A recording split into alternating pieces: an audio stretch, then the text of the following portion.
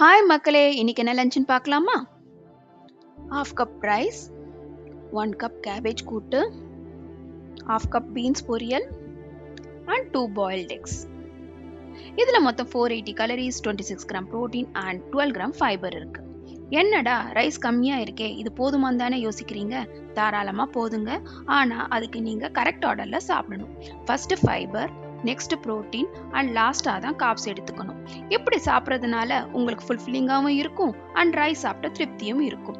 இப்படி காப்ஸ் கம்மியாக சாப்பிட்டு ஃபைபர் அண்ட் ப்ரோட்டீன் ஜாஸ்தியாக எடுத்துக்கும் போது உங்கள் சுகர் லெவல் கண்ட்ரோலாக இருக்கும் அண்ட் நெக்ஸ்ட் மீல் வரைக்குமே உங்களுக்கு பசிக்காது.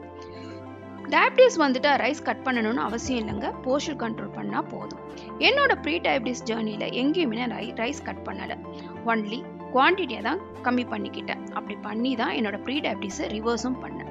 இந்த மாதிரி டயபிட்டிக் ஃப்ரெண்ட்லி டிப்ஸுக்கு நம்ம சேனலை சப்ஸ்கிரைப் பண்ணிக்கோங்க. இந்த வீடியோ உங்களுக்கு பிடிச்சிருந்தனா லைக் பண்ணுங்க, ஷேர் பண்ணுங்க, மறக்காம பெல் பட்டனை தட்டி விடுங்க.